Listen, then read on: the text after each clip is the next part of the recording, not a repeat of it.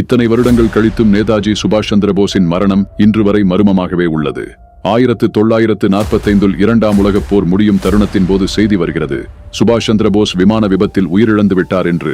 தாய்வானின் டைஹுகு விமான நிலையத்திலிருந்து அவருடைய விமானம் புறப்பட்ட சில நிமிடங்களிலேயே விபத்துக்குள்ளானது. சுபாஷ் சந்திர போஸ் உடம்பு எரிந்த நிலையில் ஹாஸ்பிடலுக்கு எடுத்துச் செல்லப்பட்டார். ஆனால் சிகிச்சை பயனின்றி மாலையில் உயிரிழந்து விட்டார் என்ற செய்தி வருகிறது. ஜப்பான் அவரது உடலை டோக்கியோவின் ரென்குஜி டெம்பிளில் வைத்தது. உலகம் போஸ் இறந்து விட்டார் என்று ஏற்றுக்கொண்டது. ஆனால் இந்தியா மக்கள் ஒருபோதும் ஏத்துக்கவில்லை. சிலர் சொல்கிறார்கள் அவர் சோவியத் யூனியனுக்கு சென்று விட்டார் என்று, மற்றும் சிலர் அவர் அனைத்தையும் விட்டு பாபாவாகி ஃபைசாபாடில் இருக்கிறார் என்று. பல விசாரணைகளுக்கு பிறகு சுபாஷ் சந்திர போஸின் மரணம் உண்மைதான், மற்றும் ரஷ்யாவில் இருப்பவரும் பாபாவும் போஸ் கிடையாது என்று உறுதியானது. உலகம் அவரின் மரணத்தை ஏற்றுக்கொண்டாலும் 80 ஆண்டுகள் கழித்து இன்று வரை இந்தியர்கள் அவரின் மரணத்தை ஏற்றுக்கொள்ளவில்லை. இதனை பற்றி நீங்கள் என்ன நினைக்கிறீர்கள் என்பதை கமெண்டில் கூறி தினம் ஒரு விஷயத்தை தெரிந்து கொள்ள என்னை பின்தொடருங்கள்.